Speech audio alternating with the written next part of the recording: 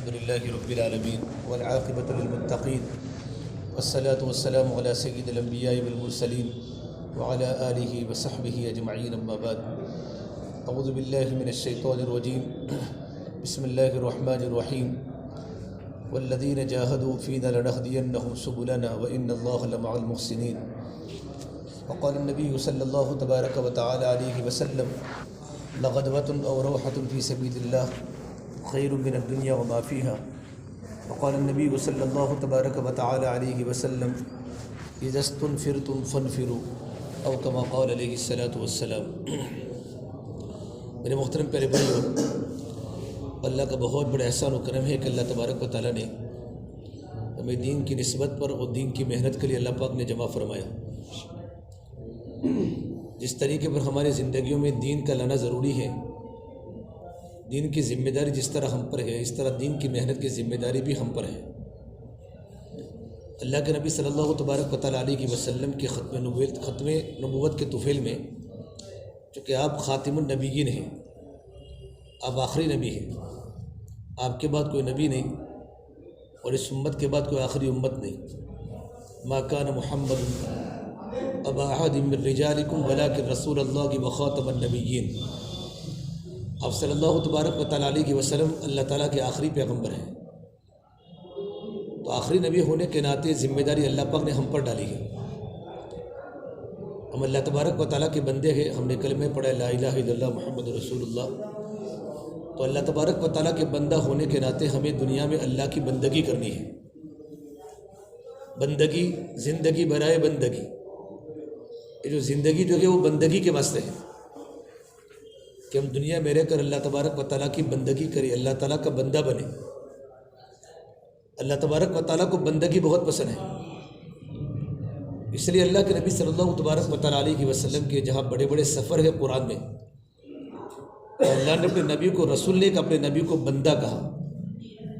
سبحان الذی اسری بعبدہ لیلا من المسجد الحرام الی المسجد الاقصی الذی بارکنا، کہ پاک ہے وہ ذات جو اپنے بندے کو راتوں رات مسجد حرام سے مسجد اقصی کی طرف لے گیا۔ اللہ تبارک و تعالیٰ کو بندگی بہت پسند ہے، اس لیے ہم دنیا میں رہ کر اللہ تبارک و تعالیٰ کے بندے بنے، اور ہم اللہ کے نبی صلی اللہ تبارک و تعالیٰ علیہ وسلم کے امتی ہیں۔ تو امتی ہونے کے ناطے ہماری دو ذمہ داری ہیں۔ ایک ذمہ داری ہے خود دین پر چلنا، کہ ہم دین پر چلیں، اور دوسری ذمہ داری ہماری ہے کہ اوروں کو اللہ کے دین کی دعوت دینا۔ آپ صلی اللہ تبارک و تعالیٰ علیہ وسلم کا مقصد نبوت اللہ کے بندوں کو اللہ کی طرف بلانا ہے۔ یا ایھا النبی انا ارسلناک شاہدا ومبشرا ونذیرا وداعیا الی اللہ، کہ نبی جی ہم نے آپ کو جو دنیا میں بھیجا ہے گواہی دینے والا، بشارت سنانے والا جنت کی اور جہنم سے ڈرانے والا، اور اللہ کے بندوں کو اللہ تبارک و تعالیٰ کی طرف بلانے والا۔ ایک کام نبی کرتے تھے انبیاء علیہ السلام، اللہ کے بندوں کو اللہ کی طرف بلانا۔ آپ صلی اللہ تبارک و تعالیٰ علیہ وسلم کے طفیل میں اللہ نے ہمیں ایک کام دیا۔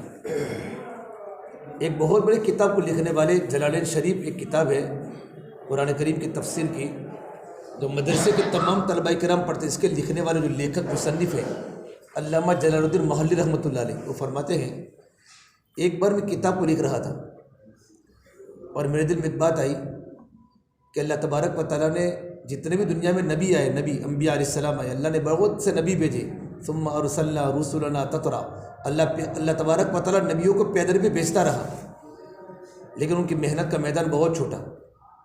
کسی نبی کو ایک ملک کے لیے، کسی نبی کو اپنی قوم کے لیے، کسی کو اپنے علاقے کے لیے، اور ان کی عمریں کتنی، عمریں کسی کی 2000 سال، کسی کی 1000 سال، لمبی لمبی عمریں، محنت کا میدان چھوٹا۔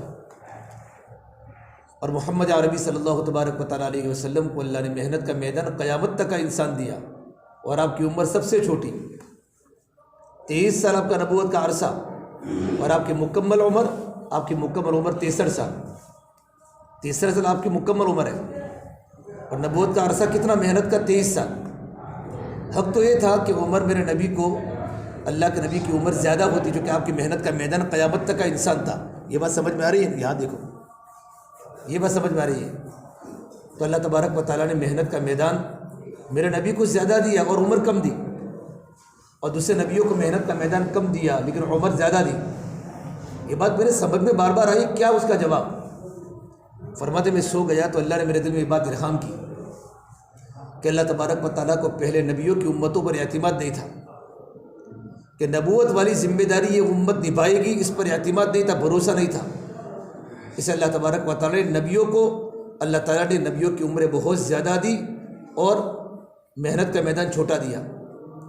لیکن اللہ تبارک و تعالیٰ کو اس نبی کی امت پر اللہ کو اعتماد تھا کہ میرا نبی کی عمر چھوٹی بھی ہوگی نا، کام کو سمجھ لے گی تو قیامت تک یہ کام چلتا رہے گا. 23 سال کے عرصے میں میرے آقا صلی اللہ تبارک و تعالیٰ علیہ وسلم نے اتنا زبردست کام کیا. 23 سال آپ کا سب سے لمبا سفر تبوک کا ہے، آپ تبوک سے آگے نہیں بڑھے، اور 23 سال کے عرصے میں آپ نے اتنا زبردست کام کا جال بچھا دیا کہ پوری دنیا میں کام کے اثرات پڑ گئے اور عالم اسلام مدینہ منورہ کا مرکز، عالم اسلام کا مرکز مدینہ منورہ بن گیا. اور آپ صلی اللہ تبارک و تعالیٰ علیہ وسلم اپنی فکر صحابہ کرام پر منتقل، پر آپ نے عملہ بنایا، آپ نے عملہ بنایا صحابہ کرام کا. اتنی بڑی جماعت، 1,24,000 صحابہ کرام نہیں بلکہ صحابہ کی تعداد تو زیادہ ہے. آپ صلی اللہ تبارک و تعالیٰ علیہ وسلم کے ساتھ حج کے موقع پر 1,24,000 صحابہ کا مجمع تھا. بدر میں شہید ہونے والے صحابہ الگ ہے، احد میں شہید ہونے والے صحابہ الگ ہے، خندق میں شہید ہونے والے صحابہ الگ ہے، غزوہ مؤتہ میں شہید ہونے والے صحابہ الگ ہے. یہ تو اللہ کے نبی کے ساتھ حج کے سفر میں اتنے صحابہ تھے. آپ نے عملہ تبیہ کیا، پھر آپ نے عملہ تیار کر کے آپ نے جماعتیں روانہ کی. آپ نے اپنی موجودگی میں 150 جماعتیں روانہ کی. اللہ کے نبی صلی اللہ تبارک و تعالیٰ علیہ وسلم نے اپنی موجودگی میں 150 جماعتیں ملکوں کے کونوں میں بھیجی آپ نے، اور 25 سفر میں آپ خود شریک تھے. 25 سفر آپ نے بنفس نفیس فرمائے اور ایک کام دنیا میں زندہ ہوتا رہا، یہاں تک کہ اللہ کے نبی صلی اللہ تبارک و تعالیٰ علیہ وسلم کے بعد کام ہوتا ہوتا ہوتا ہوتا بیچ میں ایک کام بند ہو چکا تھا. بزرگوں کا دور تھا، بزرگوں کا زمانہ، لوگ صحابہ کی زندگی بھول چکے تھے، انبیاء کی زندگی بھول چکے تھے. اللہ نے مولانا الیاس رحمۃ اللہ علیہ پر اللہ نے کام کو الہام کیا. حضرت مولانا الیاس رحمۃ اللہ علیہ، مولانا الیاس رحمۃ اللہ علیہ کے والد صاحب بہت بڑے اللہ والے تھے. یہ بنگلے والی مسجد میں آ چکے تھے اور انہوں نے میواتیوں میں کام کرنا شروع کیا تھا. ان کا انتقال ہو گیا. حضرت مولانا الیاس رحمۃ اللہ علیہ تو سہارنپور میں پڑھاتے تھے، سہارنپور میں. تو مولانا خلیل احمد سہارنپوری سے بات کر کے، مشورہ کر کے ان کو وہاں سے کہا کہ تم نظام الدین بنگلے والی مسجد میں چلے جاؤ. اور حضرت مولانا الیاس رحمۃ اللہ نے وہاں جا کے کام شروع کیا اور کام کی ابتدا میوات کے لوگوں میں ہوئی. بالکل میوات اجڑ کو نہ اللہ کے دین کی بات کو سمجھے، نہ اللہ کے دین کی بات کو سمجھا سکے، نہ سن سکے. ان کی بولی بڑی خطرناک بھائی قسم کی قوم تھی، مزدور طبقہ. حضرت مولانا صاحب نظام الدین مسجد کے باہر اگر کھڑے ہوتے تو میوات والے میوات سے دلی میں کام کرنے آتے تھے. فرماتے تم کہاں جاتے ہو کوئی کام کرنے، کہ کتنا ملتا ہے، کہ ایک آنا ملتا ہے، کہ اگر تم میری مسجد میں آ جاؤں تو میں تم کو ایک آنا شام کو دے دوں گا. تو مولانا الیاس رحمۃ اللہ علیہ کے پاس کروڑوں زمینوں کے بڑے مالک تھے. اسی طریقے پر زمینیں بیچتے ان کے پاس اخیر میں کچھ نہیں تھا.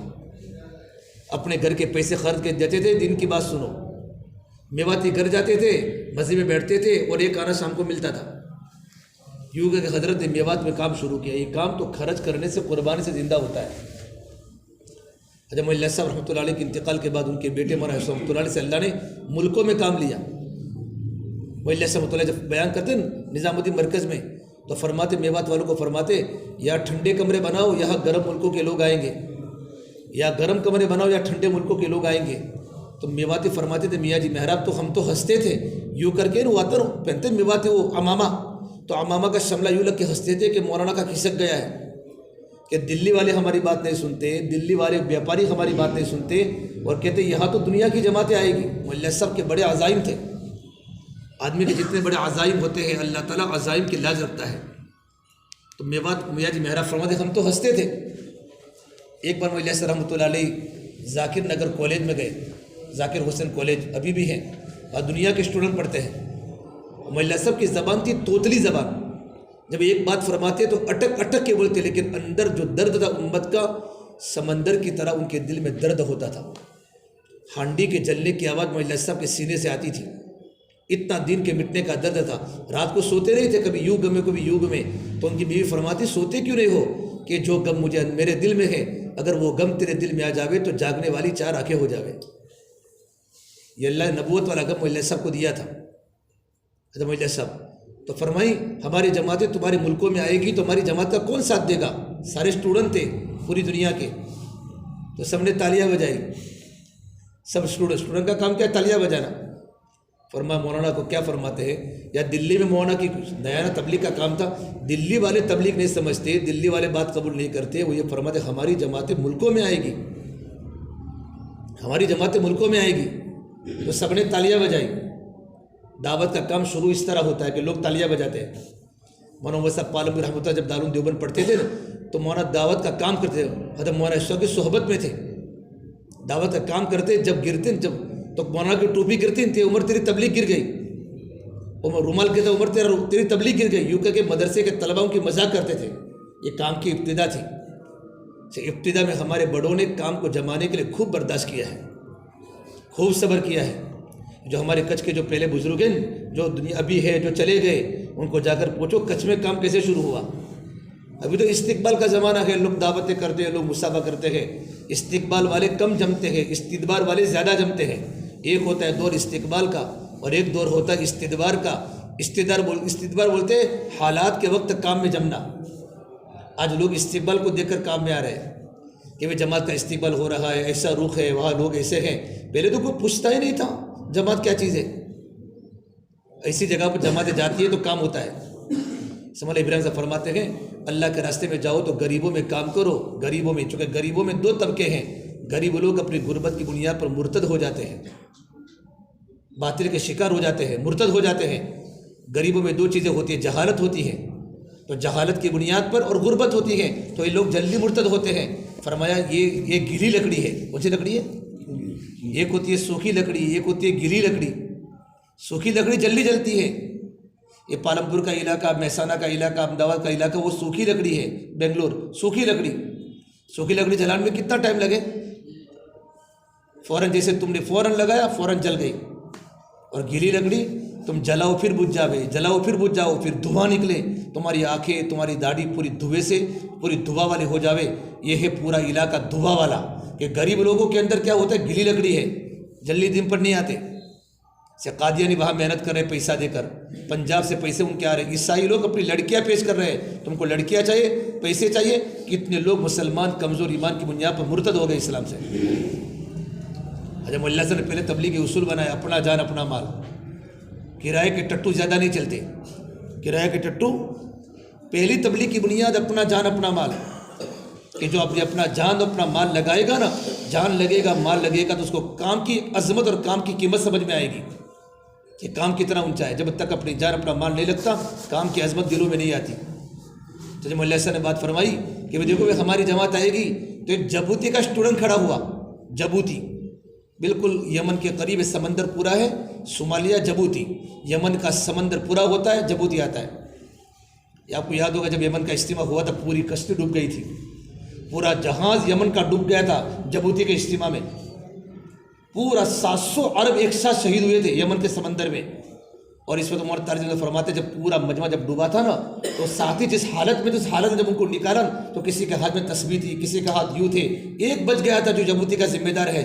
یہ فرماتے میں نے کون سا گناہ کیا تھا کہ میں اللہ کے راستے میں شہید نہیں ہوا. وہ اجتماع تھا جبوتی کا اور پورا جہاز ڈوب گیا تھا. شہادت کی موت اللہ نے سب کو دی تھی 72 میں. یہ اللہ کا کام ہے، قربانی کے بغیر زندہ نہیں ہوتا. تو جبوتی والے نے کہا مولانا میں آپ کی جماعت کا ساتھ دوں گا. پھر اسے زور سے تالیاں بجائی، مذاق کیا مولانا نے. 1962 میں چھاپی میں اجتماع ہوا، چھاپی میں، اور 65 میں کاوی میں ہوا، بروچ میں. مولانا یوسف رحمۃ اللہ علیہ تشریف لائے تھے اور وہاں سے بیرون کی جماعتیں بنی. بیرون کی جماعتیں 12 جماعتیں بیرون کے روانہ ہوئے. مولانا ابراہیم صاحب، مولانا عیسیٰ صاحب مڈانی، مولانا عمر پالمپوری، مولانا سلمان خان صاحب مکی. ان کی جماعتیں سال سال کی بیرون کی بنی، بیرون ملکوں میں. اس میں بیرون کے اندر کام کو سمجھتا ہی نہیں تھا. تو کام کرتے کرتے جماعت جب پہنچی جبوتی پہنچی. جبوتی تو یہ وہ تھا جو لڑکا جو اسٹوڈنٹ جس نے کہا تھا ہمارے ملک میں جماعت آئے گی تو ہم تمہاری جماعت کا ساتھ دیں گے. اس نے یہ کہا تھا. وہ گاڑی میں اس وقت وہ بہت بڑا وہاں کا افسر بن چکا تھا. پڑھتے پڑھتے اس نے اپنے گاڑی کا شیشہ کھولا کہ ایسے لوگ تو میں نے دلی میں دیکھے ہیں، تھیلا والے، بیگ والے. فوراً پوچھا تم کہاں سے ہو؟ کہ انڈیا سے. تم تبلیغی جماعت والے ہو؟ کہ ہاں. اس نے وہ ایک چیخ ماری اور یہ فرمایا اس مجنون کا خواب سچا نکلا، اس مجنون کا خواب سچا نکلا۔ مولا صاحب کی بات سچی نکلی۔ پھر کہا تمہاری جماعت کی نصرت میں کروں گا، اور سب سے پہلے جبوتی میں گشت کرنے والا وہ اسٹوڈنٹ تھا، آج جبوتی کا وہ ذمہ دار ہے۔ اللہ کام اسے پھیلاتا ہے۔ یہ کام ہوتے ہوتے بھائی آج ہمارے تک پہنچا ہے۔ ہم کام کی قدر کریں گے تو اللہ تعالیٰ ہمیں کیا کرے گا؟ مولانا الیاس صاحب کا ملفوظ ہے، جو اللہ کے راستے میں نکل کر اللہ کا شکر ادا کرے گا کہ اللہ تیرا کرم ہے، تو نے مجھے تیرے راستے میں نکالا ہے، پروردگار عالم اس کی نسلوں کو قبول کرے گا۔ شکایت نہ کرے مجھے نہیں جانا تھا، مجھے پھنسا دیا، بلکہ مجھے جانا تھا، اللہ تیرا کرم تو نے مجھے لگا دیا، اور میں تو بڑی بڑی بیماریوں سے، بڑی بڑی مصیبت سے میں بچ گیا۔ پروردگار عالم اللہ پاک اس کی نسلوں کو قبول کریں گے۔ اس لیے آپ اللہ کے راستے میں جا رہے ہیں، بڑے فضائل اللہ کے راستے میں نکلنے کے۔ اللہ کے راستے کا ایک دن دنیا کے 1000 دنوں سے بہتر ہے، اور اللہ کے راستے میں صبح نکل جانا اور اللہ کے راستے میں شام نکل جانا دنیا مافیہ سے بہتر ہے۔ بڑے فضائل ہیں جب بندہ اللہ کے راستے میں نکلتا ہے۔ حدیث پاک ہے من خرج فی سبیل اللہ فہو ضامن علی اللہ، کہ جو اللہ کے راستے میں نکلتا ہے اللہ پاک اس کے گھر والوں کے ذمہ دار بن جاتے ہیں، اس کے کاروبار کے ذمہ دار بن جاتے ہیں۔ ایک بار اللہ کے نبی صلی اللہ تبارک و تعالیٰ علیہ وسلم عائشہ سے پوچھا، عائشہ بتاؤ پورے مدینے میں گھر کس کا اچھا ہے؟ عائشہ نے سوچ کے فرمایا میرا گھر تو میرا اچھا ہے، کہ میرے گھر میں اللہ کے نبی آپ ہیں، میرے گھر میں قرآن کریم اتر رہا ہے، میرے گھر میں جبرائیل امین آتے ہیں وحی لے کر، پورے مدینے میں گھر میرا اچھا ہے۔ تو حضور نے کہا عائشہ تیرا گھر اچھا نہیں ہے، بلکہ گھر تو اس آدمی کا اچھا ہے جو آدمی اللہ تبارک و تعالیٰ کو راضی کرنے کے لیے اللہ کے راستے میں نکلتا ہے، اس کے گھر میں خود اللہ تبارک و تعالیٰ آ جاتے ہیں۔ اللہ کے آنے کا مطلب یہ ہوتا ہے اس گھر کی ساری ذمہ داری اللہ کے حوالے ہوتی ہے۔ بڑے خوش قسمت ہو کہ اللہ نے آپ کو اللہ کے راستے کی محنت کرے قبول فرمایا، اس پر اللہ کا شکر ادا کرے۔ اللہ شکر کروں گے نا تو اللہ تعالیٰ نسلوں کو قبول کرے گا، اللہ نعمت میں ترقی دے گا۔ ایک بار ایک صحابی اللہ کے نبی یا رسول اللہ میرے پاس اتنے سارے روپے ہیں، میں ان روپیوں کو اللہ کے راستے میں خرچ کروں تو کیا مجھ کو اللہ کے راستے میں جانے کا ثواب ملے گا؟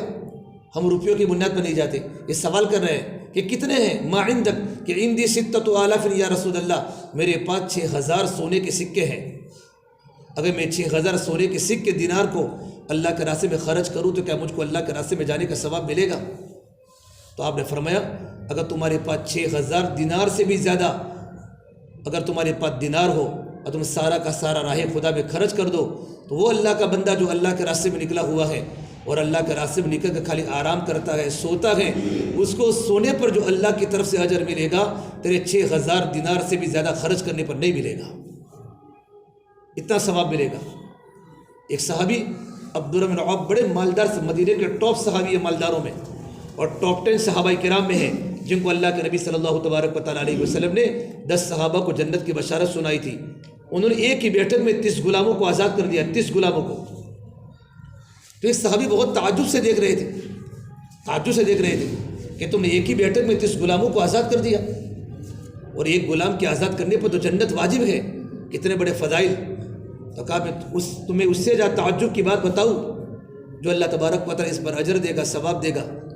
ایک اللہ کا بندہ اللہ کے راستے میں نکلا ہوا ہے، اپنے سامان کو لے کر یہاں سے گھر سے نکلتا ہے، اگر کوئی چیز سامان کی زمین پر گر جاتی ہے اور گری ہوئی چیز کو اٹھانے جس کو تکلیف ہوتی ہے، تکلیف جو ٹیڑھا ہوتا ہے، وہ ٹیڑھا ہونے پر جو اللہ کی طرف سے اجر ملے گا، اجر اور ثواب ملے گا، وہ تمہارے یہ 30 غلام کے آزاد کرنے سے بھی زیادہ ملے گا۔ کتنے بڑے اللہ کے راستے میں نکلنے کے فضائل ہیں۔ ایک مرتبہ اللہ کے نبی صلی اللہ تبارک و تعالیٰ علیہ وسلم کے ساتھ صحابہ کی جماعت اللہ کے راستے میں جا رہی تھی۔ ایک پہاڑ پر سفر تھا، پہاڑ پر تو ایک صحابی نے پانی کا چشمہ دیکھا، ماء عذبہ، کہ بالکل میٹھا پانی ہے، ارادہ کیا یہاں رہ جاؤ، اپنا گھر یہاں بسارو، ٹھنڈی ٹھنڈی ہوا ہے، پہاڑی ہے اور اچھی جگہ، ٹھنڈا پانی بھی ہے، آب و ہوا بڑی معتدل ہے، اپنا مکان یہاں بنا لو۔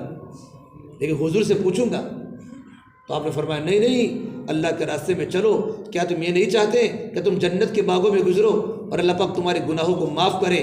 پھر فرمایا جو بندہ اللہ کے راستے میں اتنا نکلتا ہے جتنا اونٹنی کے دوہنے کے درمیان، جو آپ دیتا اونٹنی دوہتا ہے تو آدمی اونٹنی دوہتا ہے، پھر دوسری مرتبہ اس کے تھن کو پکڑتا ہے، جتنا وقفہ ہوتا ہے اتنا وقفہ بھی اگر اللہ کے راستے میں ٹھہرے گا تو میرے نبی اس پر جنت واجب ہے، اللہ اس پر جنت کو واجب کر لیتا ہے۔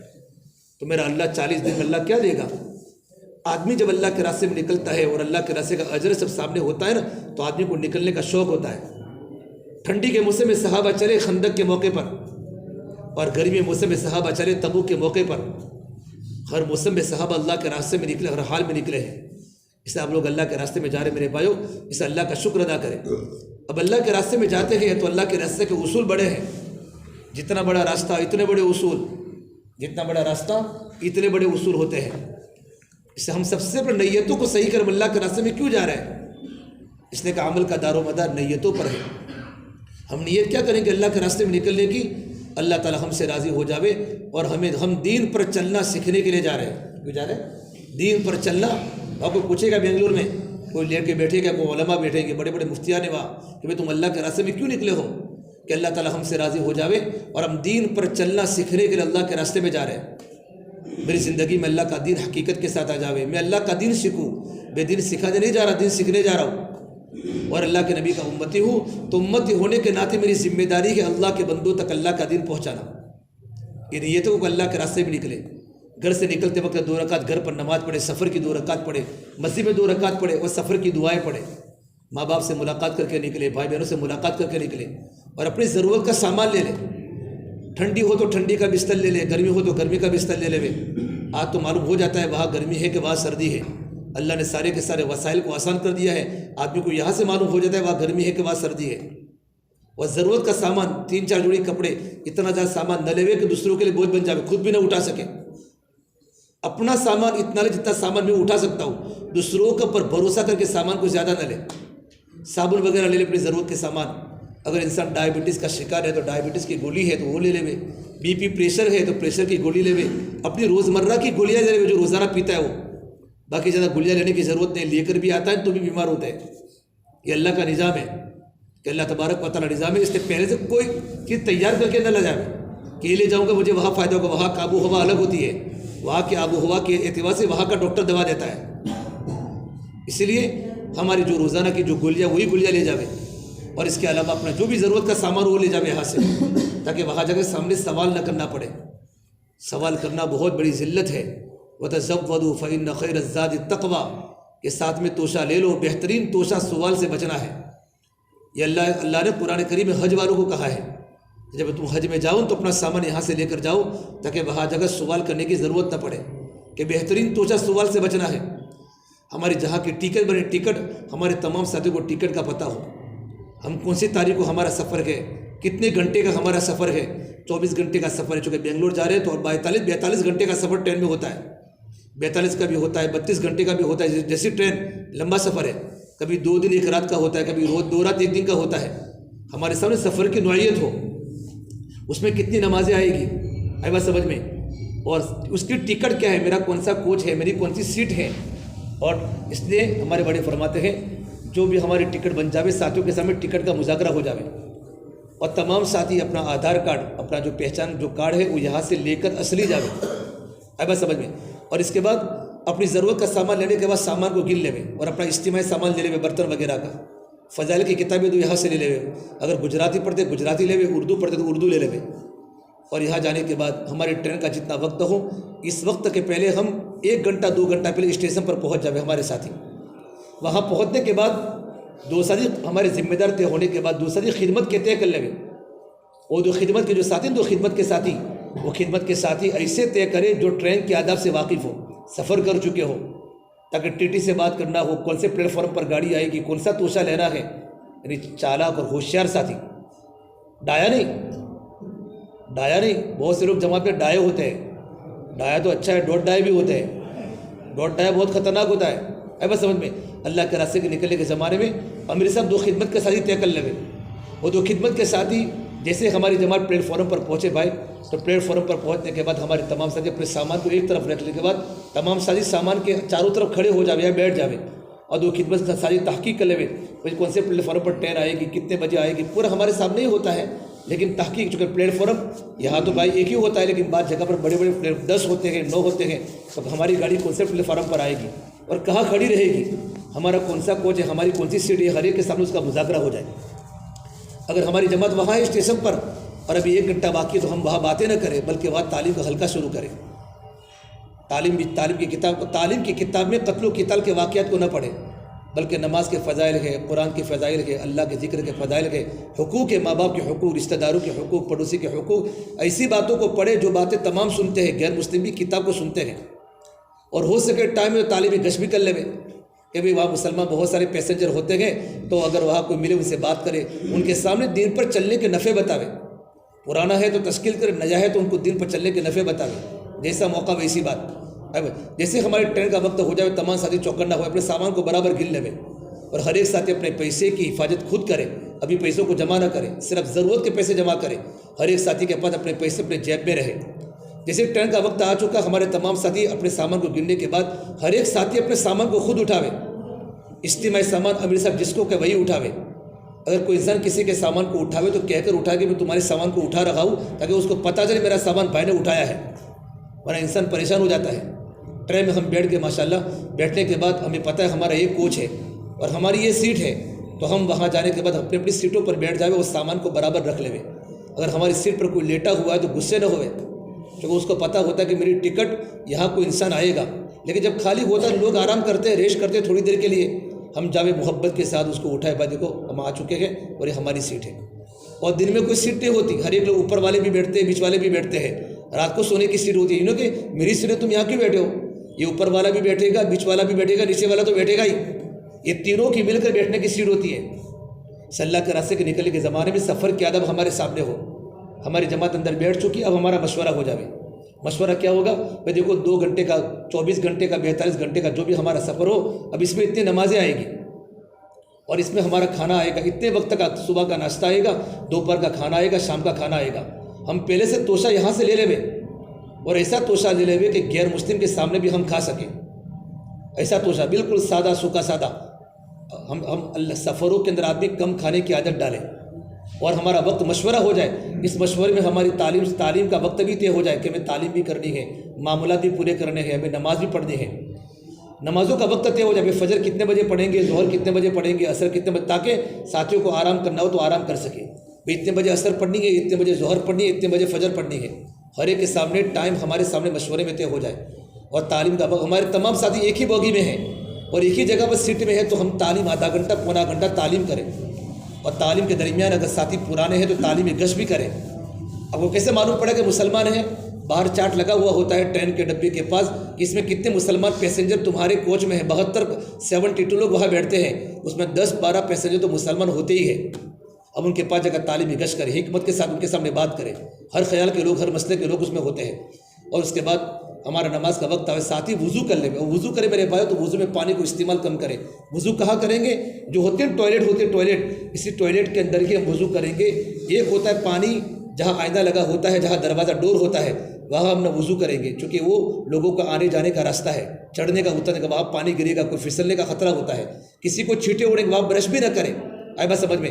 ہم ٹوائلٹ میں جا کر وہاں پانی پاک ہوتا ہے، پی بھی سکتے ہیں، غسل کی ضرورت پڑے تو غسل بھی کر سکتے ہیں، اور وضو کریں گے، اور وضو میں پانی کم استعمال کریں گے۔ پانی کم استعمال کیوں کریں گے؟ پانی کس لیے کم استعمال کرنا ہے کہ ہمیں نمازیں پڑھنی ہے، اور یہ پانی 72 انسانوں کا ہے، اور پانی صرف 2 ہی مرتبہ بھرا جاتا ہے۔ اگر ہم نے زیادہ پانی کو استعمال کیا نا تو پانی ختم ہو جائے گا، تو ہمارے پریشانی ہوگی، اور پوری ٹرین کی پریشانی کے ذریعے ہماری جماعت بنے گی۔ اللہ کے راستے کے نکلنے کے سفر میں ہم لوگوں کی ہدایت کا اور لوگوں کی راحت کا ذریعہ بنے، تکلیف کا ذریعہ نہ بنے، کیونکہ ہمیں تو دن میں 5 نمازیں پڑھنی ہیں۔ اب نمازیں ہم کیا پڑھیں گے؟ قصر پڑھیں گے، فجر کی 4 پڑھیں گے، اگر بھیڑ نہ ہو تو 4 پڑھیں گے، 2 رکعت فرض، 2 رکعت سنت، کیونکہ فجر کی 2 رکعت سنتوں کی بڑی اہمیت ہے۔ ظہر کی 2 پڑھیں گے، عصر کی 2 پڑھیں گے، مغرب کی صرف 3 رکعت فرض پڑھیں گے، عشاء کی 2 رکعت فرض اور 3 رکعت وتر پڑھیں گے۔ قصر پڑھیں گے، اور قصر میں بھی مختصر پڑھیں گے۔ کیا پڑھیں گے؟ مختصر پڑھیں گے۔ اللہ کے راستے کے نکلنے کے زمانے کے اندر بھی اور سفر کے اندر صرف فرض ہے، سنت معاف ہے، اور نفل صاف ہے۔ نفل بالکل نہیں پڑھنا، اور سنت معاف ہے کہ سفر میں سنت نہیں ہوگی۔ چالو سفر میں، یہ سفر بھی ہمارا ہی ہے، مسجد میں پہنچنے کے بعد بھی سفر ہوتا ہے، لیکن وہاں سنتیں پوری پڑھیں گے، ہے بات سمجھ میں؟ لیکن ٹرین کے سفر میں، فلائٹ کے سفر میں صرف ہم فرض پڑھیں گے، اور بھی مختصر پڑھیں گے، مختصر نماز پڑھیں گے، اور نماز کو بعد جماعت پڑھیں گے۔ 2 کی جوڑی بنا دے۔ ہم ٹرین سے نیچے اتر کر پلیٹ فارم پر نماز نہیں پڑھیں گے، ہماری نماز ٹرین کے ڈبے کے اندر کی ہوگی، کیونکہ نیچے پڑھنے سے آدمی کو اطمینان نہیں ہوتا، کب ٹرین چڑھ جائے، سامان کا بھی مسئلہ ہوتا ہے۔ 2 کی جوڑی بنا دے، اگر دو دو کی جوڑی بنتی ہے تو دو دو کی جوڑی بنا دے، لیکن اگر ٹرین میں اتنی ساری بھیڑ ہے کہ باجماعت نماز نہیں پڑھ سکتی، انفرادی نماز پڑھے، لیکن نماز میں قیام فرض ہے، قبلہ کی طرف نماز میں کھڑا ہونا ضروری ہے، قبلہ کی طرف ایسی بھیڑ ہے کہ قبلے کی طرف نماز نہیں پڑھ سکتے، تو پھر علماء نے اجازت دی ہے کہ جہاں تمہارا رخ ہو وہاں نماز پڑھ سکتے ہیں، لیکن قبلہ کی کوشش کرے کہ قبلہ اس طرف ہے، قبلہ نماز دے کے وہاں ہی نماز پڑھیں گے۔ اور دیکھو فرض نمازوں میں قیام فرض ہے، واجب نمازوں میں قیام واجب ہے، وتر واجب ہے، تو وہاں کھڑے ہو کر نمازوں کی بیٹھ کر نماز نہیں ہوگی۔ نفل نماز میں قیام نفل ہے، بعض ساتھی کیا کرتے ہیں نماز پڑھتے ہیں نا اس طرف تو دو طرف بیٹھنے کی سیٹوں پر بیٹھ جاتے ہیں تو 3 کی جماعت ہو گئی، اس طرح نماز نہیں ہوتی۔ نماز میں ٹرین کی نماز میں کھڑے ہونا فرض ہے، بس قیام کے بغیر جو ہے نماز کے فرائض جو 6 اندر کے فرائض ہے، قیام ہے اور میرا رکوع ہے اور قرات ہے، اس میں قیام فرض ہے، تو ہم نماز باقی کھڑے ہو کر پڑھیں گے۔ اگر ٹرین ہل جاوے نماز میں تو پکڑ بھی سکتے، کوئی مسئلہ نہیں، عمل کثیر نہ ہو، عمل قلیل معاف ہے، لیکن ہم نماز کو قضا نہیں کریں گے، ہماری نماز سفر میں بالکل نہیں چھوٹے گی۔ اور میرے بھائیو، ہم سفر میں ٹرین کے درمیان پیسے بالکل باہر نہ نکالیں، ہم ماموں بن کے سفر نہ کریں، چوکانہ بن کے سفر کریں، سفر کرو تندرست بنو گے۔ جو ہمیں جتنا سفر زیادہ کرتا ہے آدمی کی عقل بڑھتی ہے، سفر کرنے والے انسان کی بیماری ختم ہوتی ہے، اس کی تندرستی بڑھتی ہے، اس کی عقل بڑھتی ہے۔ اس سے اللہ کے راستے کے نکلنے کے زمانے میں جب بھی ہم سفر کریں یا اپنی دنیا کے بھی سفر کریں تو اپنے پیسوں کو باہر نہ نکالیں، پیسوں کو گنے نہیں، اور ٹرین میں کوئی پولیٹیکل بات نہ کریں، کوئی پولیٹیکل بات نہ کرے۔ کوئی پوچھے بھائی تم کہاں سے ہو، کہ گجرات میں کچھ سے آئے ہیں، ہاں تم گجرات سے ہو نا، تو ہمارا گجرات کا جو ہو، تو پھر ہم چالو ہو جاتے ہیں، ہم آگے کی بالکل بات نہ کریں۔ ہم تو بھائی کہاں جا رہے ہو، ہم تبلیغی جماعت والے ہیں، اپنا پورا تعارف کرا کہ ہم تبلیغی جماعت والے ہیں، ہم اللہ کے راستے میں جا رہے ہیں۔ کیوں جا رہے ہو؟ کہ ہم اچھے انسان بن جاوے، ہم اچھے بنیں گے، دوسروں کو اچھا بنانے کی کوشش کریں گے، اخلاق کی لائن کی باتیں کریں، کیریکٹر کی باتیں کریں کہ اس سے اچھا کیریکٹر انسان کا بنتا ہے کہ انسان اپنے ماں باپ کو تکلیف نہیں پہنچاتا، اپنے پڑوسی کو تکلیف نہیں پہنچاتا، اس لیے ہم اللہ کے راستے میں اچھا انسان بننے جا رہے ہیں، اس کو دعوت دیں۔ ہم ٹرین میں نہ کسی کا کھائیں گے نہ کسی کو کھلائیں گے۔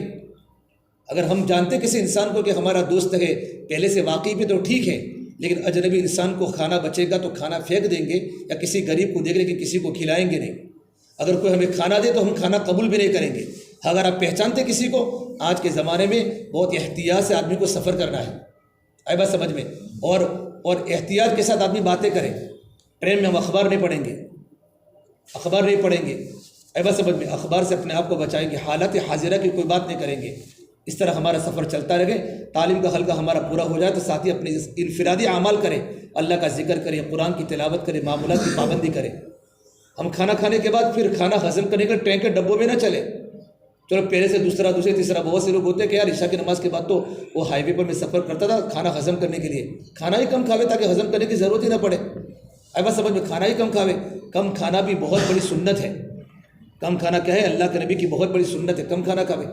اور میرے بھائی جیسے کہ ہمارا کھانا پورا ہو جاوے ہم جلدی سونے کی عادت ڈالیں، اگر لائٹیں بند ہو تو ہم لائٹیں، فجر کی نماز کا وقت ہوا تو ہم لائٹیں آن نہ کر ڈالیں۔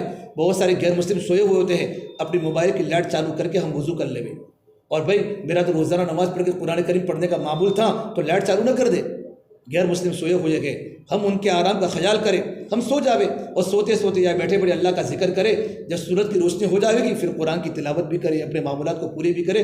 اس طرح ہمارا سفر شروع ہوگا انشاءاللہ۔ جیسے ہماری منزل آنے کا وقت ہو جاوے کہ ہمارا بنگلور یشونت پور آ چکا ہے، یا بنگلور کا ہمارا جو اسٹیشن وہ آ چکا ہے، اس کے آنے کے بعد تمام ساتھی ایک دم چوکنا ہو جاوے اور اپنے سامان کو برابر دیکھ لے، سامان کو برابر دیکھ لے۔ سفر میں کسی ساتھی پر بھروسہ نہ کریں۔ ہم جب تک سال میں اللہ کے راستے میں سال میں تھے تو ایک جماعت الہ آباد گئی، عرب کی جماعت، ہمارے سامنے دوسرے 2 مولانا ہمیں جماعت لے کر گئے تھے پٹنہ، اور وہ 2 مولانا جماعت لے کر گئے تھے الہ آباد عرب کی۔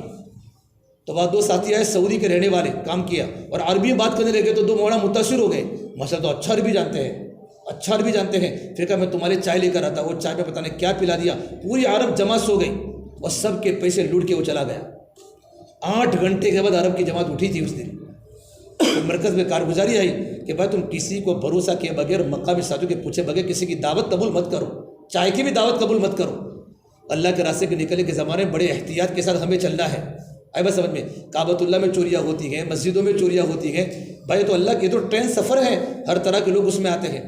جب ہماری منزل آ جاوے تمام ساتھی اپنے سامان کو برابر دیکھ لے، اجتماعی سامان بھی، اپنا ذاتی سامان بھی، اور اسٹیشن آتے ہی تمام ساتھی اترنے میں احتیاط کریں۔ اچھا جب بھی ٹرین کھڑی ہوئی ساتھی نیچے نہ اترے اسٹیشنوں کو دیکھنے کے لیے کہ میں تھوڑا اتر جاؤں، بلکہ امیر صاحب کوئی ضرورت ہو کچھ نیچے سے لانا ہو کوئی چیز تو جو خدمت کے ساتھ جو طے کہ وہی خدمت کے ساتھ ہی سامان کو لائیں گے نیچے سے، باقی تمام ساتھی اپنے اپنے ٹینک کے ڈبے کے اندر بیٹھ رہے ہیں۔ نوجوان مانتے نہیں ہیں، نیچے اترتے ہیں چڑھتے ہیں، نیچے اتر چڑھتے ہیں، اس سے بعد سفر بہت خراب ہوتا ہے۔ بہت یکسوئی کے ساتھ ڈسپلن کے ساتھ ہمارا سفر اللہ کے راستے کا ہونا چاہیے۔ ہماری منزل آ گئی، اتر گئے اسٹیشن پر، ہمارے سامان کو اتار دیں، اور سامان کو اتارنے کے بعد تمام سامان کو ایک طرف رکھ کر ساتھی سامان کے چاروں طرف ہو جاوے، اور ہونے کے بعد پھر کیا کریں گے؟ وہاں اجتماعی دعا کریں گے۔ اجتماعی دعا کرنے کے بعد امیر صاحب عزائم کرائیں گے، ہم اللہ کے راستے میں کیوں نکلے ہیں، ہمارا سفر شروع ہو چکا ہے، نیت یہ کرائیں گے ہم اللہ کے راستے میں نکلے ہیں تاکہ ہمیں دین پر چلنا سیکھنے کے لیے اللہ کے راستے میں نکلے ہیں، اور ہم یہاں آئے گئے، ہم یہاں محنت کر کے یہاں سے نقد جماعت اللہ کے راستے میں نکالیں گے۔ جس مسجد میں ہمارا رخ بنے گا، جس شہر میں ہمارا رخ بنے گا، وہاں کے لوگ 5 وقت کی نماز کے پابند کیسے بنے، اللہ کو پہچاننے والے کیسے بنے، اللہ کو یاد کرنے والے کیسے بنے، اس کی لائن کی ہم محنت کریں گے، مسجد و جماعت کو مضبوط کریں گے۔ یہ سارے کے سارے عزائم کرا کے ہماری جماعت کیا کرے گی؟ اب مرکز پر پہنچے گی۔ لوگ استقبال میں آئے تو ٹھیک ہے، اگر لوگ استقبال میں نہ آئے ہو تو ہمارے ساتھی پیدل چلنے کی کوشش کریں۔ بھائی اسٹیشن قریب ہے، صرف 5 منٹ کا راستہ ہے تو 2 کی جوڑی بنا دے اور سامان کو گاڑی میں یا رکشہ میں رکھ لے اور 2 ساتھی، اور اگر فرما اسٹیشن دور ہے، اگر ہم نے کوئی گاڑی کی تو ایک ہی گاڑی کرنے کی کوشش کریں تاکہ تمام کے تمام ساتھی کا سامان اور ساتھی ایک ہی گاڑی میں آ جاوے۔ بعض بار کیا ہوتا ہے، نیا ہوتا ہے، اس سے جو خدمت کے ساتھی جو گاڑی کو کرے وہ برابر گاڑی کو کرے۔ بہت سے لوگ اتریں گے تو آئیں گے، جیسے آیات ہے کہ ہماری گاڑی ہے، ہماری گاڑی ہے، ہماری گاڑی ہے، آ جاتے لوگ۔ لیکن آپ جلدی کسی پر بھروسہ نہ کریں، بلکہ بہت 2-3 جگہ پر کرایہ پوچھیں، پھر آپ کو مناسب کرایہ معلوم ہو جائے، مناسب کرایہ اتنا ہوتا ہے، اس کے بعد اپنے 2 رکشہ دے گی یا کوئی بڑی گاڑی جس میں ہماری پوری جماعت آ جاوے، اور اس طرح ہماری پوری جماعت بیٹھ جاوے، سامان کو برابر رکھ لے، اور اگر 2 گاڑی کی ہیں تو دونوں جگہ پر ایسے ساتھیوں کو بٹھائے جو گاڑی کے آداب سے واقف ہو، ہوشیار ہو، نئے بالکل نہ ہو، اور دونوں گاڑی ہمارے ساتھ میں چلے، دونوں ڈرائیوروں سے بات، دونوں کا نمبر ایک دوسرے کو دے دیوے کہ بھائی تم ان کا نمبر لو، تم ان کا نمبر لو، اگر راستے میں آگے پیچھے ہو جاوے تو ڈرائیور سے کانٹیکٹ کر سکے۔ یہ چیزیں سیکھنے کی ہوتی ہیں۔ جیسے ہماری جماعت مرکز پر پہنچ جائے، پہنچ کے ہماری جماعت اپنے سامان کو اتار لے، اتارنے کے بعد ڈرائیور مسلمان ہے تو مسلمان کو دعوت دے، غیر مسلم ہے اور اگر ہم نے کرایہ 50 روپیہ طے کیا ہے تو اس کو 10 روپے زیادہ دے تاکہ ہمارے اخلاق اس کے سامنے آوے کہ مسلمانوں کے اخلاق کتنے اونچے ہیں کہ 50 دیا، 50 طے کیا اور 20 روپے اس نے ہم کو زیادہ دی۔ تو یہ سب جگہ جا کر ہمارے گودرا کے اندر ہمارے ایک ساتھی فرماتے میں نیچے اترا، وہ رکشہ کرا اپنے گودرا کا ساتھی، تو ایک غیر مسلم میڈم اتری نیچے اپنے ٹرین سے، اور ان تمام رکشہ والوں کو دیکھا تو یہ مسلمان کھڑا تھا کہ میڈم میری رکشہ میں بیٹھ جاؤ، آٹو میں بیٹھ جاؤ، کہا نہیں تمہارے آٹو میں نہیں، وہ داڑھی والا تھا، اس کو بھروسہ مسلمان پر نہیں تھا، تو اس نے ہر جگہ پر پوچھا، سب کے رکشوں کو آٹو کے کرائے زیادہ تھے، اس نے کہا میڈم تم بیٹھ جاؤ، میں آپ کو اپنی جگہ پر اتاروں گا، مجھے زیادہ کرایہ نہیں چاہیے، زیادہ کرایہ نہیں چاہیے۔ عورت آخر میں پریشان ہو کر وہی بیٹھی اور کہا تھا ایک بار میڈم سے راستے میں بات نہیں کی، اور جب منزل ہوئی، جب عورت کی منزل آئی تو اللہ تمہارا سامان بھی اتارا اور کہا باہر میں جا رہا ہوں، اس نے کہا نہیں تم یہاں بیٹھو، پھر اپنے پورے محلے والوں کو جمع کیا کہ مسلمان کو دیکھ رہا ہو تو مسلمان کو دیکھو کتنا با اخلاق مسلمان ہے، یہ آٹو والا نمائندہ بن چکا پورے، فرماتے یہ ایسے لوگ ٹرین سلگا سکتے ہیں؟ اس نے اپنی برادری کو جمع کر کے فرمایا ایسے لوگ ٹرین کا ڈبہ سلگا سکتے ہیں؟ نہیں ہو سکتا، مسلمان ایسا کام نہیں کر سکتا۔ یہ مسلمانوں کی اخلاق امت کے سامنے ظاہر ہوتے ہیں، اس لیے اگر ہمارا 50 روپے کرایہ تھے وہ 20 روپے زیادہ دے تاکہ مسلمان کے اخلاق سامنے آوے۔ ہماری جب آپ مرکز پہنچ چکی تو پہنچنے کے بعد ساتھی مکروہ وقت وہ اپنے سامان کو برابر ایک طرف رکھ لیا، اوپر اچھی چادر بچھا لی، اور اس کے بعد ساتھی وضو سے فارغ ہو جاوے۔ اب دوبارہ دعا کرنے کی ضرورت ہے مسجد کے آگے، ایک بار اسٹیشن پر دعا ہو چکی ہے، ہمارے تمام ساری مسجد کے اندر پہنچ جاوے، اور پہنچنے کے بعد پھر اپنے سامان کو برابر رکھ لیا۔ مؤذن صاحب ہے تو ان سے ملاقات کر ان کو پوچھے سامان کو کہاں رکھنا ہے، سامان کو رکھنے کے بعد پھر ساتھی وضو کر کے اگر مکروہ وقت نہ ہو تو 2 رکعت تحیۃ المسجد اور 2 رکعت تحیۃ الوضو پڑھے، 4 پڑھے، 2 میں دونوں کی نیت کر لے۔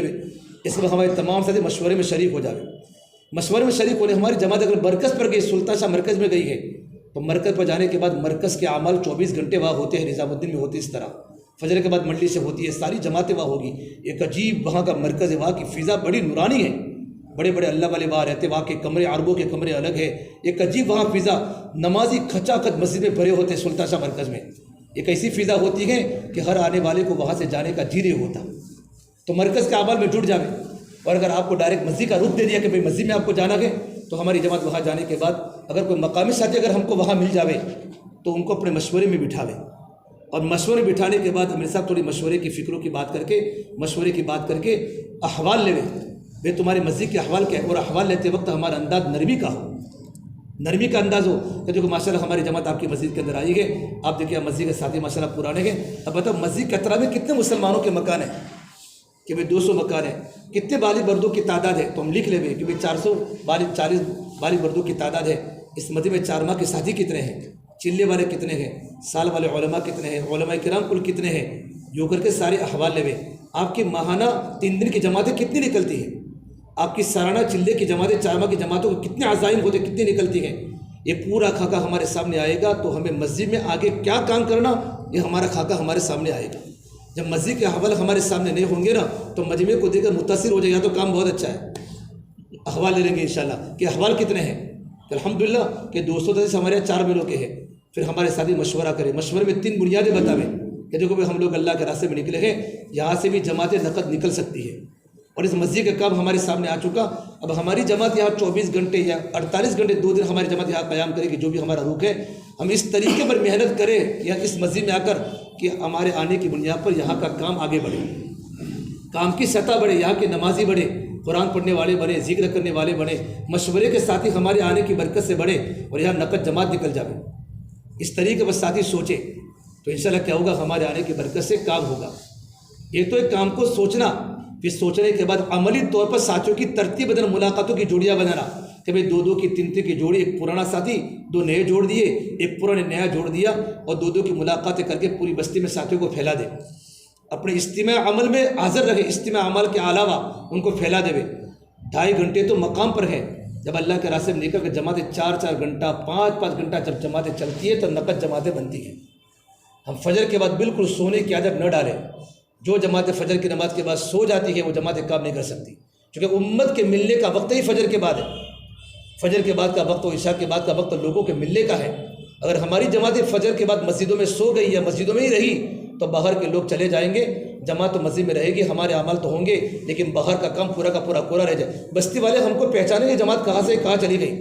بہت ساری جماعتیں آتی ہیں چلی بھی جاتی ہیں, نہ جماعت والے بستی والوں کو پہچانتے ہیں نہ بستی والے جماعت والوں کو پہچانتے ہیں. اس لیے وہاں مشورے کی 3 بنیادیں مضبوط کریں. پہلی بنیاد یہاں سے لوگ اللہ کے راستے میں نقد کیسے نکلے. ہمارا کام محنت کا ہے, نتیجے کا نہیں ہے.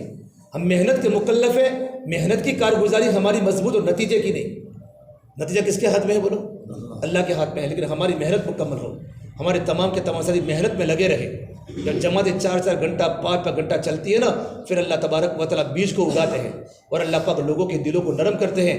جب جماعتیں گلیوں میں چلے گی, گلیوں میں ان کے گلیوں میں چلنے کی برکت سے اللہ سونے والوں کے دلوں کو نرم کرے گا اور سونے والوں کے دل میں اللہ پاک چلنے والوں کی محبت ڈالے گا. اللہ کی ترتیب ہے. سارے کے سارے انبیاء چلے ہیں, ہماری جماعتیں چلے. اب بس سمجھ میں یہ پہلی بنیاد ہو کہ یہاں سے لوگ اللہ کے راستے میں. آپ بنگلور جائے, وہاں کام بہت اچھا ہے, لیکن آپ کے سامنے احوال ہوں گے کہ مسجد کے اطراف میں 400 مسلمانوں کے مکان ہیں اور 4 ملکوں کے ساتھی 60 ہیں, لیکن مسجد جماعتیں بیٹھتے ہیں 15. اگرچہ فعال مسجد جماعت ہے لیکن تب بھی مسجد جماعت کمزور ہے, کیونکہ بہت سارے ساتھی مسجد جماعت میں نہیں بیٹھتے ہیں. تو اس سے ہماری بنیاد کیا ہو کہ یہاں کی مسجد جماعت مضبوط کیسے بنے. مضبوط بننے کے ان کے پاس لسٹ مانگے, بھائی چلنے والوں کے نام ہمیں دو, 4 ملکوں کے نام ہمیں دو, اور نام لینے کے بعد مقامی ساتھیوں کو لے کر رہبری کے ساتھ ان کی ملاقاتیں کریں. اب ان کے پاس جاؤں گے تو بہت سی باتیں آپ کو سنائیں گے کہ وہ کسی سے ٹوٹا ہوا ہوگا, کسی کا وقت لگا ہوا ہوگا, کوئی ناراض ہوگا. ان کے پاس اگر پوری ان کی باتوں کو سنیں, تقریر نہ کریں. خصوصی ملاقاتوں میں تقریر نہیں ہوتی, پورے احوال سننے پڑتے ہیں اور احوال کے سننے کے بعد ان کے سامنے ترغیبی بات کریں. دیکھو بھائی, یہ تو ہم تو کام اللہ کے لیے کرتے ہیں اور یہ سارا کا سارا جو ماحول مسجد کا ہے نا وہ آپ کی برکت سے ہوا ہے. آپ چھوٹیں گے تو کتنا نقصان تو آپ کا ہوگا. یوں کر کے ان کو جوڑنے کی کوشش کریں. ہماری تیسری بنیاد, ہمارا وقت اللہ کے راستے میں صحیح کرے, اس کا ہم مشورہ کریں کہ ہم اللہ کے راستے میں نکلے ہیں. حضرت اللہ سے فرما کرتے تھے مولانا یوسف رحمۃ اللہ علیہ, جب جماعت اللہ کے راستے میں روانہ ہوتی نا تو 8:30 بجے 12:30 بجے روانگی کی بات مرکز میں ہوتی تھی. تو 3 باتیں مولانا فرماتے تھے کہ دیکھو آپ لوگ اللہ کے راستے میں جا رہے ہو, آپ نے سب کچھ چھوڑا, اپنے بال بچوں کو چھوڑا, اپنے ماں باپ کو چھوڑا, اپنے بزنس کو چھوڑا, اپنی ملازمت کو چھوڑا, اپنے کارخانے اپنے کاروبار کو چھوڑا, لیکن 3 چیزیں ہمارے ساتھ آئی ہیں اللہ کے راستے میں. 3 چیزیں. ایک تو ہمارے ساتھ شیطان آتا ہے بغیر ٹکٹ کے, اور شیطان انسان کا اوپن دشمن ہے. ان شیطان لکم عدو مبین, شیطان تمہارا کھلا ہوا دشمن ہے, بغیر ٹکٹ کے ہر ایک کے ساتھ ہے. شیطان ہر ایک کے ساتھ ہے, ہر ایک کا شیطان الگ الگ ہوتا ہے. جیسا انسان ویسا شیطان, جیسا انسان ویسا کہ یہ چالاک ہے تو شیطان بھی چالاک, یہ بھولا ہے تو شیطان بھی بھولا. کہ اللہ کر بھی آپ کے ساتھ بھی شیطان ہے, کیا میرے ساتھ بھی شیطان رہتا ہے؟ لیکن میرا شیطان مسلمان ہو گیا، فاسلم، روایت میں ہے کہ میرا شیطان میری عبادت کو دیکھتے دیکھتے میرا تابعدار ہو گیا ہے، اب اس کا میرے اوپر نہیں چلتا۔ ہر ایک کا شیطان ہوتا ہے، تو شیطان کے حملوں سے بھی بچنا ہے اللہ کے راستے کے نکلنے کے زمانے میں۔ نمبر 2، نفس ہمارے ساتھ ہے، اور نفس شیطان سے بھی خطرناک ہے۔ پوچھا حضرت جی کو کسی نے کہ شیطان نے سب کو گمراہ کیا، تو شیطان کو کس نے گمراہ کیا؟ کہ شیطان کو اس کے نفس نے گمراہ کیا کہ تو آدم کو سجدہ مت کر، تو نفس ہمارے ساتھ ہے۔ انبیاء علیہ السلام اپنے نفس سے مطمئن نہیں ہیں۔ حضرت یسوع نے فرمایا وما ابرئ نفسی، میں اپنے نفس سے بری نہیں ہوں کہ میرا نفس تو مجھے برائیوں کا حکم کرتا ہے۔ آگے آ جاؤ، تو اپنے نفس کی چالوں سے اپنے آپ کو بچاوے۔ نمبر 3، اللہ کے راستے کے نکلنے کے زمانے میں جو تیسری چیز جو ہمارے ساتھ آتی ہے ہماری بری عادتیں ہیں۔ کیا بھائی؟ ہماری بری عادتیں جو ہمارے ساتھ آئے گی۔ کون سی بری عادتیں؟ مقام پر ہر ایک کی ہوتی ہے بری ہے، سونا، کھانے پینے کے شوق ہوتے ہیں، تو کھانے پینے کے شوق میں جماعت میں نکل کر آدمی پورے کرتا ہے۔ فجر کے بعد سونے کی عادت ہے، بری عادت، یہ بھی ہمارے ساتھ آتی ہے جماعت میں نکل کر۔ اور آدمی کو واٹس ایپ پر چلنا، فیس بک پر چلنا، بہت ساری جو ہماری مقام پر جو ہوتی ہیں ہماری عادتیں، وہ بھی اللہ کے راستے میں آتی ہیں۔ ہمارے بڑے فرماتے ہیں ان 3 دشمنوں سے اگر اپنے آپ کو اللہ کے راستے میں بچانا ہے تو اللہ کے راستے کے نکلنے کے زمانے میں ہم کیا کریں گے؟ اپنے 24 گھنٹے کے اوقات کا نظام بنائیں گے کہ 24 گھنٹے ہمارے اللہ کے راستے کے نکلنے کے زمانے میں اجتماعی اعمال میں گزرے اور انفرادی اعمال میں گزرے۔ اللہ کے راستے میں 2 طرح کے اعمال ہیں، اجتماعی اعمال بھی ہے اور انفرادی اعمال بھی ہیں۔ اجتماعی اعمال جو ہمارے 8 مولانا سید خان صاحب مکی فرما کرتے تھے، اجتماعی اعمال کی پابندی سے ہماری تربیت ہوگی۔ کیا ہوگی بھائی؟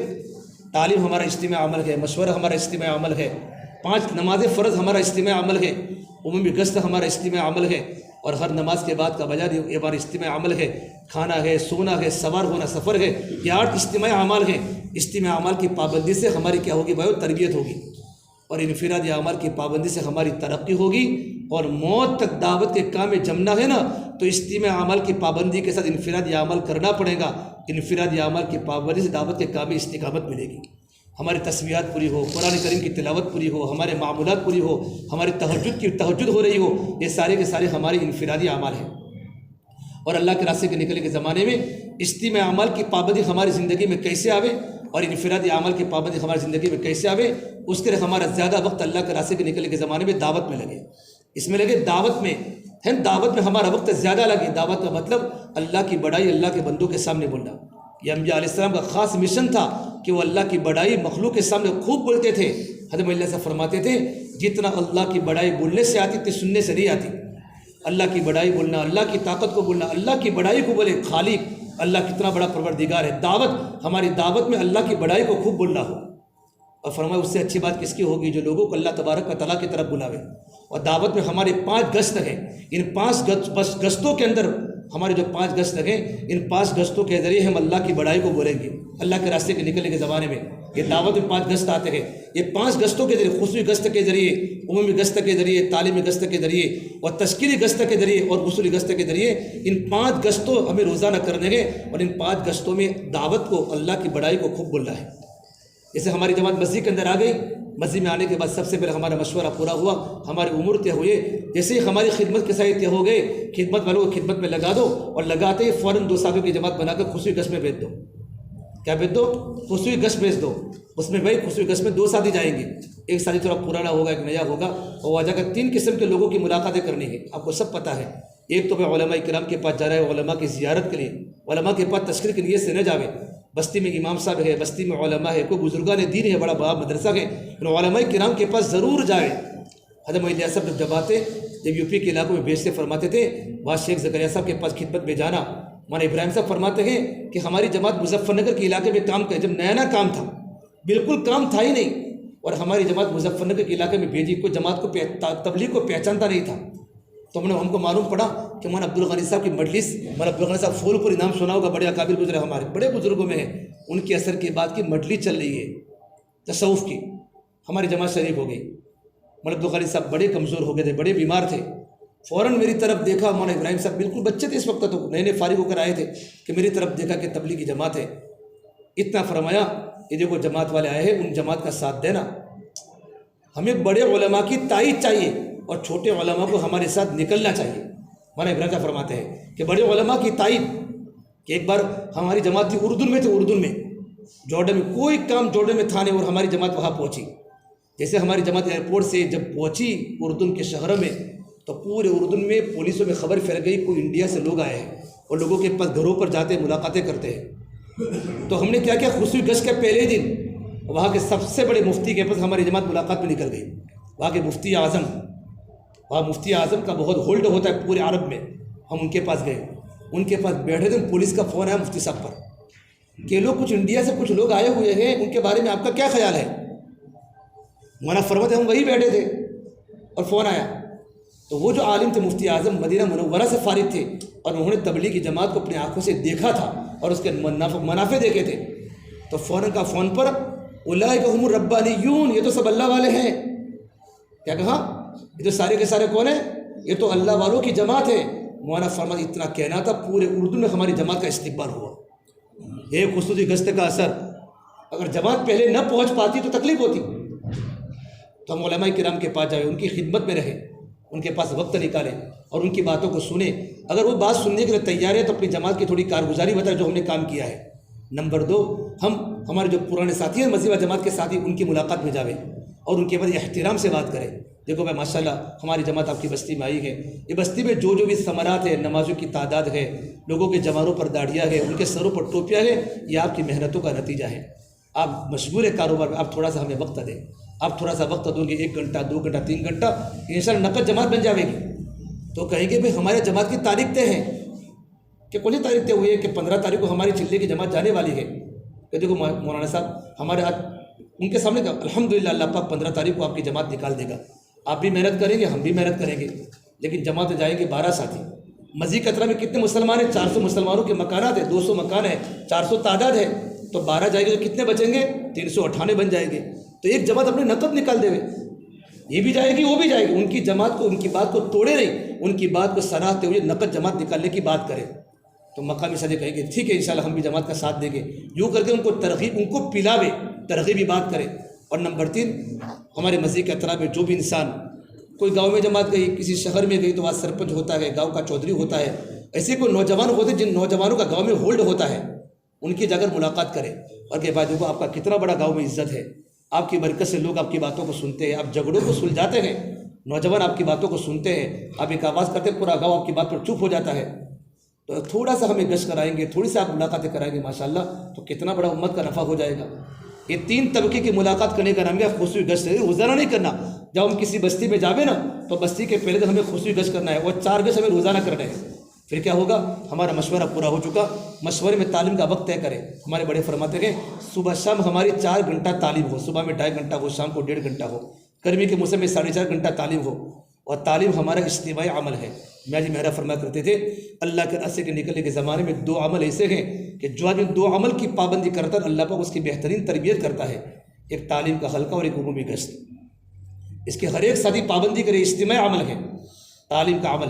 اور بھائی تعلیم ہمارے طے ہونے کے بعد ہمارے ساتھی اجتماعی عمل ہے، تعلیم ہے، تعلیم یہ مجاہدے والا عمل ہے۔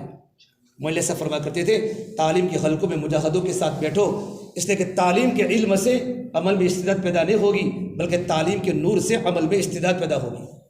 اللہ کی باتوں کا نور ہے، نبی کی باتوں کا نور ہے۔ ہمارا منظور نعمان صاحب فرماتے تھے تعلیم اس طریقے پر سنو جس طرح بیمار ڈاکٹر کی بات کو سنتا ہے، لیکن تعلیم وہی کرے جو تعلیم کر سکتا ہو، نئے ساتھی کو تعلیم کرنے نہ بٹھاوے۔ یہ سیکھنے کا حلقہ نہیں ہے کہ میں دیکھو اس کو بھی عادت پڑ جاوے، اس کو نہیں، نئے ساتھی کو کبھی تعلیم نہیں کرائیں گے۔ ہمارا پورا ساتھی تعلیم کو برابر کر سکتا وہی تعلیم کی کتاب پڑھے گا۔ جس کو سیکھنا ہو، تعلیم کا سیکھنا انفرادی عمل ہے، فضل اعمال کا روزانہ کا مطالعہ یہ انفرادی عمل ہے۔ 8 عمل میں تعلیم کرنے والا ساتھی تعلیم چوکنا ہو کر کرے، تقریر نہ کرے، حدیث کو 3 بار پڑھے، فائدے کو پڑھے اور ساتھیوں کو متوجہ کر کے تعلیم پڑھے۔ اور تعلیم کے دوران بھائی تعلیمی گشت ہو، اور تعلیمی گشت میں کیا نیت کریں گے؟ یہ نیت کر کے ہم جائیں گے کہ اللہ کے نبی صلی اللہ تبارک و تعالیٰ علیہ وسلم جو علم اور جو دین لے کر آئے تھے اس علم اور اس دین پر مجھے یقین کیسے آ جائے۔ اس طرح ہمارا تعلیمی گشت ہوگا۔ تعلیم میں 3 ہمارے پارٹ ہے۔ پہلے میں کیا ہوگا؟ قرآن کریم کا حلقہ ہوگا۔ ہم 10 صورتوں کا دور نہیں کریں گے بلکہ قرآن کریم کے سیکھنے کا حلقہ ہے۔ وقت پورا ہو جاوے تو عشاء کی نماز کے بعد جب بھی ہمارا اجتماع عمل پورا ہو جاوے، ہمارے پاس علماء ہے، علماء کے پاس ہم قرآن کریم کو سیکھیں۔ یاتیم بیرون کی جماعت کی کارگزاری آتی ہے کہ ہم نے نورانی قاعدہ ہمارا پورا ہوا، 4 پارے ہم نے حفظ کیے، آخر کے دن ہم نے امتحان دیا اور سارے امتحان میں کامیاب ہو گئے۔ بیرون میں ساتھی 8 ہوتے ہیں اور کتنی محنت وہاں ہوتی ہے۔ تب جا کر ساتھی حافظ قرآن بن کے آتے ہیں، 5 پاروں کے حافظ بن کے آتے ہیں، قرآن کریم سیکھ کر آتے ہیں۔ ہمارا وقت میرے بھائی اعمال کے لگنے میں اور سیکھنے سکھانے میں ہو، کریں گے انشاءاللہ۔ اور سیدھا اور نمبر 3 ہم 6 صفات کا موٹا موٹا مذاکرہ کریں، ہر ساتھی کو کھڑا کر کے 6 صفات کا مذاکرہ کریں۔ 6 صفات ہماری زندگی کا، 6 صفات یاد کرنا مطلب نہیں ہے، 6 صفات بولنے کے لیے بھائی 6 نمبر ہے، گنانے کے لیے 6 باتیں ہیں، اور زندگی میں لانے کے لیے کیا ہے بھائی 6 صفات ہے۔ اور 6 صفات بھائی پورا دین نہیں ہے، بلکہ دین پر چلنے کے لیے 6 صفات اگر زندگی میں آئیں گے تو دین پر چلنا کیا ہوگا، آسان ہوگا۔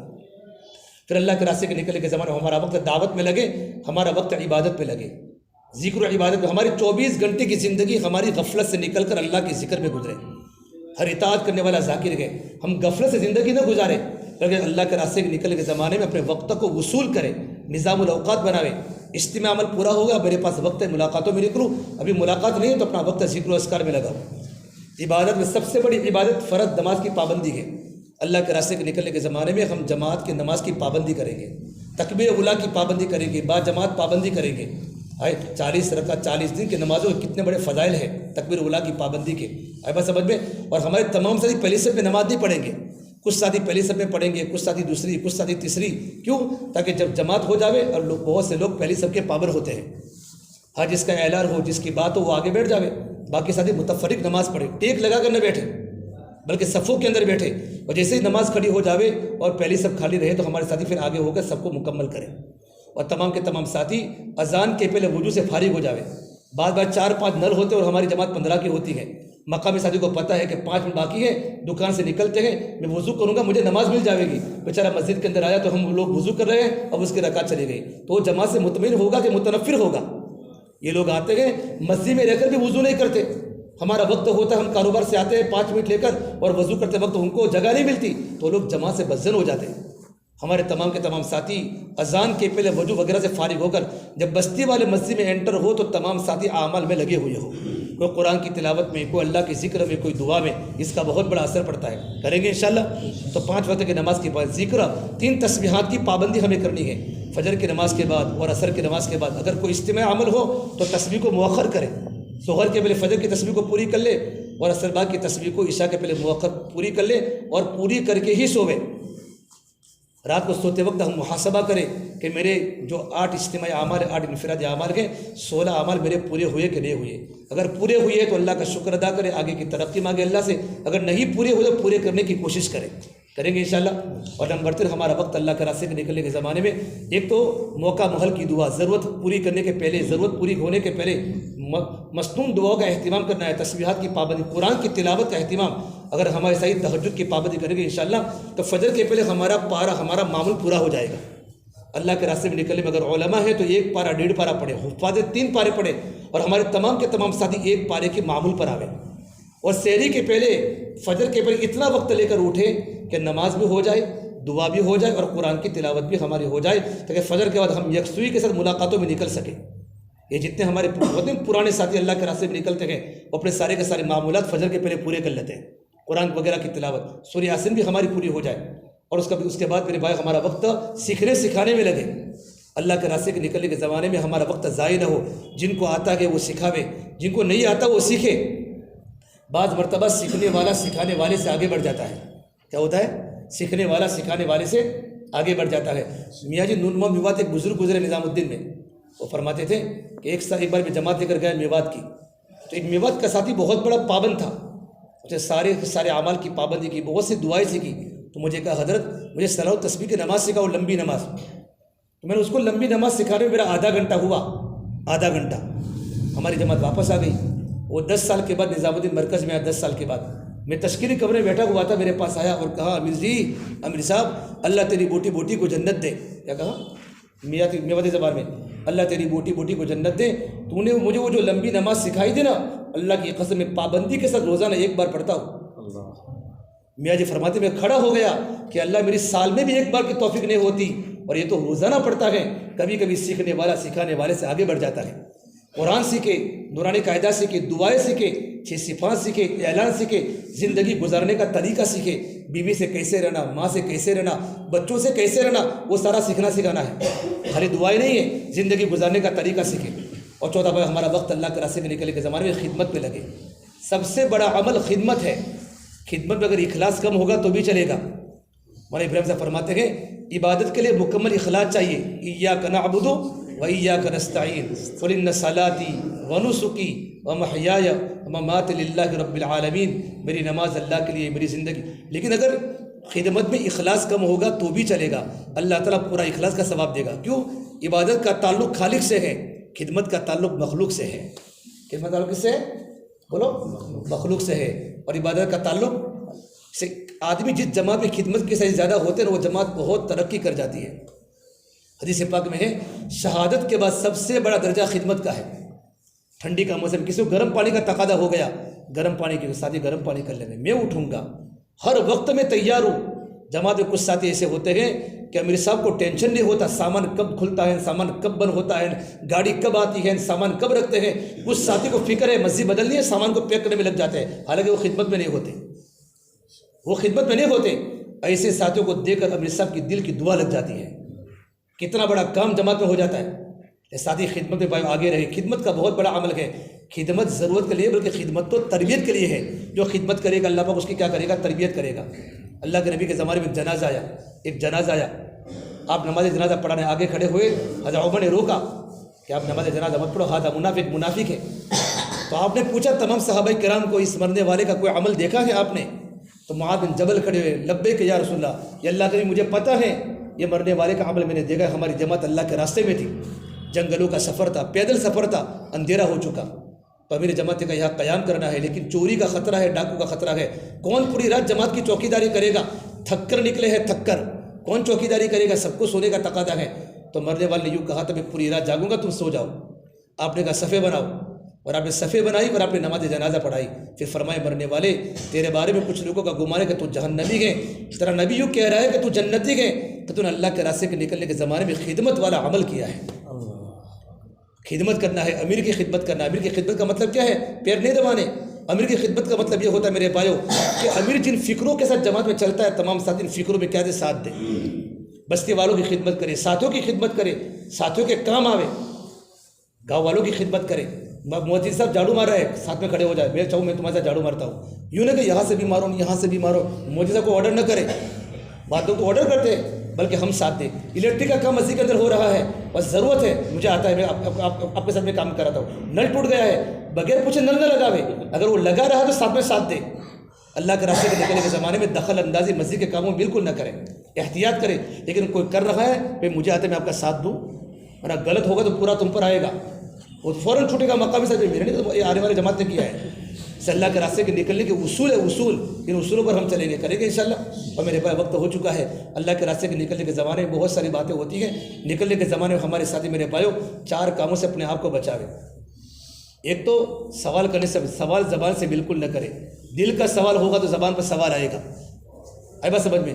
زبان کے سوال سے، دل کے سوال سے. کہتے ہیں روٹی کہاں ملے گی؟ امیر صاحب کو پتہ بھی نہیں ہوتا، ساتھی پوچھنے ہیں روٹی کہاں ملے گی؟ وہ سوال ہے، وہ سوال ہے. آئے بات سمجھ میں؟ اشارتاً کنایتاً بھی سوال نہ ہو، بلکہ یہاں تک ہم نے سنا میاں جی عظمت علی سے کہ جب کوئی تمہارے کھانے کی دعوت کرے نمک بھی ساتھی سے مت مانگو. ایک بار کسی ساتھی نے نمک مانگا، اس نے پہلی مرتبہ کھانے کی دعوت کی، اس نے اپنی بیوی کو اتنا مارا کہ تو نے نمک کیوں جماعت کھانے میں کم ڈالا تھا. سے بڑوں نے جو اصول بنائے، ایک ایک اصول بنانے کے لیے مولوی صاحب کے منو مناسو گرے. اللہ کے راستے میں نکلنے میں زمانے میں ساتھی بہت احتیاط کرے. زبان کا سوال ہے، دل کا سوال ہے، فضول خرچی ہے. اللہ نے کسی کو پیسہ دیا ہے. ہماری جماعت ابو ہریرہ بھی ہوں گے اور عبداللہ بن عوف بھی ہوں گے. ہماری جماعت بلال بھی ہوں گے، عثمان ذی النورین بھی ہوں گے. کوئی مالدار بھی ہوگا، کوئی غریب بھی ہوگا. فضول خرچی نہ کرے، فضول خرچی نہ کرے. اللہ نے دیا تو ساتھیوں پر خرچ کرے. خرچ کرو گے اللہ تم پر خرچ کرے گا. اللہ نے دیا، خرچ کرنے کا موقع ہے. ایک خرچ کرو گے 7 لاکھ روپے آپ کو اللہ پاک دے گا، 7 لاکھ کا اجر دے گا. لیکن ہم خرچ کرتے رہے اور غریب ساتھی بیچارہ وہاں تڑپتا رہے، مناسب نہیں ہے. اسراف نہ کرے. اسراف کرنے والا شیطان کا بھائی ہے. ایک ہوتا ہے اسراف، ایک ہوتا ہے تبذیر. اسراف بولتے ہیں جائز کاموں میں خرچ کرنا لیکن زیادہ کرنا، اور تبذیر بولتے بے موقع خرچ کرنا. یہ تو ان المبذرین کانوا اخوان الشیاطین. اور میں چوتھی بات فرمائی، کسی بھی ساتھی کی چیز کو بغیر اجازت کے نہ لے. ٹوپی نہ لے لے، رومال نہ لے لے، بہت احتیاط کرے. اس کا برش نہ لے لے، اس کی کتاب نہ لے لے. کوئی چیز لینا ہو تو اس کو پوچھ کے لے.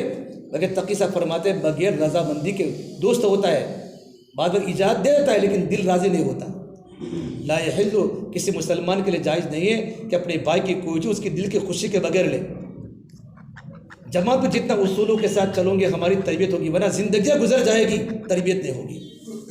بڑی تربیت بہت ضروری ہے. اور اللہ کے راستے کے نکلنے کے زمانے میں اذان کے اندر ہم دخل اندازی نہ کریں. اے بس سمجھ میں، اگر کوئی ٹشٹی کے اذان کرو تو نہ کرے، مؤذن کہے تو بھی کرے. اے بس سمجھ میں، ہاں اگر وہ ٹشٹی مؤذن سے اجازت جس سے کہ ضروری ہوتا ہے، مؤذن صاحب کہے تو ٹھیک ہے کرے، ورنہ احتیاط کرے. اور امامت میں ہاں کوئی کہے تو ٹھیک ہے، بستی والے ہیں، امام صاحب واقف ہے، بھائی آپ اچھی نماز پڑھا سکتے ہیں تو ٹھیک ہے، اور ہم اپنے اعتبار سے دخل اندازی نہ کریں.